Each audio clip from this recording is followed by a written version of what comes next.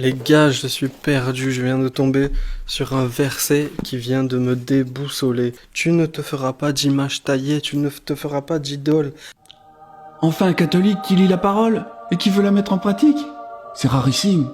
Aïe aïe aïe, et moi qui suis là avec une statue, qu'est-ce qu'elle représente? Qu'est-ce que je fais? Est-ce que je dois virer cette statue? Bah oui, il faut obéir à la parole. Vire-moi cette statue. Est-ce que je dois briser toutes les statues? Mais oui. Est-ce que ce sont des idoles? Ben oui. Est-ce que la parole de Dieu est en train de me dire qu'il faut respecter le deuxième commandement? Mais évidemment que oui. Allez, assez rigolé, parlons maintenant sérieusement.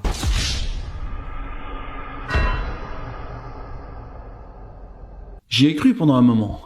Il est fort ce type. Il faut savoir que la parole de Dieu, elle est là, mais elle n'est pas faite pour qu'on s'y soumette. Alors juste pour rappel, la parole dit bien qu'on devrait se soumettre à Dieu. Croyez-vous que l'écriture parle en vain? Soumettez-vous donc à Dieu et résistez au diable, et il fuira loin de vous.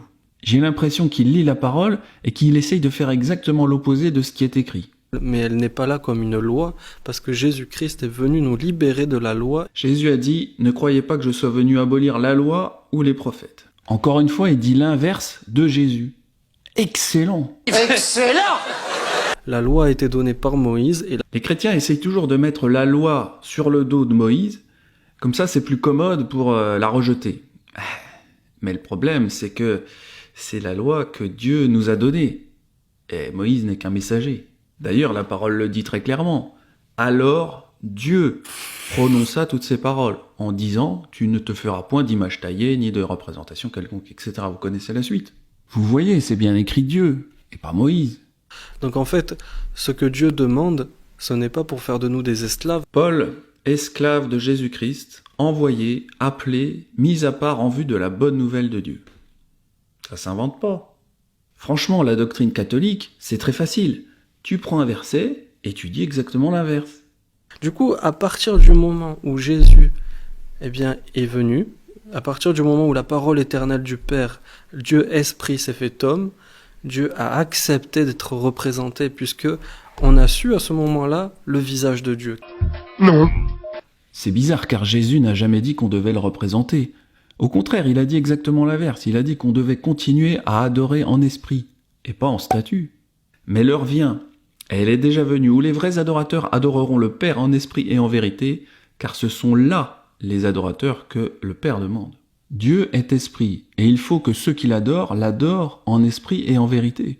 C'est un florilège ce TikTok, c'est une perle d'inversion des vérités bibliques. Et c'est pas fini, attendez. L'autre chose pour ce verset, c'est que on voit bien qu'il y avait une exception et un contexte, puisque Dieu va demander la construction d'un chérubin en or pour le temple, donc il va demander qu'on construise quelque chose qui était dans les cieux. Ça contredit le verset, donc on voit bien qu'il y a un contexte. Alors en effet, le contexte, c'est que les représentations sont interdites pour le peuple, donc pour un usage personnel. Tu ne feras pour toi ni sculpture, ni toute image. D'ailleurs, les représentations des chérubins dans le temple n'étaient pas destinées à être vues par le peuple, mais uniquement par certains lévites qui entraient dans le Saint des Saints. Et donc cela n'annule pas le deuxième commandement, au contraire, cela le confirme. D'ailleurs, l'arche, avec les chérubins, n'était jamais vue par le peuple, car ceux qui les voyaient pouvaient mourir. Et d'ailleurs, quand on devait déplacer le camp, on devait cacher les chérubins. Au départ du camp, Aaron et ses fils viendront démonter le voile et ils en couvriront l'arche du témoignage. Ils mettront encore par-dessus une couverture de peau de couleur violette et étendront sur cette couverture un drap de couleur bleue. Donc le deuxième commandement est plus que valable encore aujourd'hui. Et la deuxième chose, c'est que Dieu va demander de fabriquer un serpent d'airain pour le peuple qui était attaqué par des serpents et tout ça parce qu'ils avaient râlé, désobéi à Dieu. Donc Dieu va demander à Moïse la fabrication d'un serpent d'airain. Donc on voit bien qu'il y a des moments où Dieu demande une statue, de représenter des choses, donc il y a un contexte. Là je suis d'accord, le contexte du serpent c'était durant un temps très particulier. Et Moïse ne s'est pas fait un serpent pour son usage personnel, mais il l'a fait comme symbole préfigurant Jésus et pour la guérison du peuple.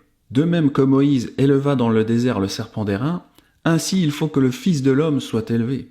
Mais ce serpent d'airain, malgré son utilité momentanée, a tout de même été utilisé plus tard par Israël pour se prostituer à nouveau.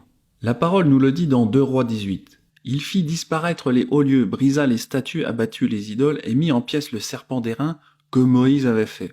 Car les enfants d'Israël avaient jusqu'alors brûlé des parfums devant lui, on l'appelait Nehushtan. Ce passage dans 2 Rois quelque part est prophétique, parce que le serpent d'airain a été l'objet de la délivrance d'Israël, puis sa représentation a été l'objet de leur prostitution plus tard. Et il s'est produit exactement la même chose pour les catholiques. Jésus a été l'objet de leur délivrance, mais plus tard les catholiques ont fait des représentations matérielles de la croix, et cela les a conduits dans l'idolâtrie, comme avait chuté avant eux Israël en représentant le serpent sur la perche. Donc on voit bien pourquoi le second commandement interdit aux hommes de se faire des représentations, parce que ça finit toujours mal. Les catholiques cependant se croient au-dessus des lois divines, et c'est bien dommage. Si vous voulez en savoir plus sur les images interdites, j'ai fait une vidéo sur ma chaîne YouTube.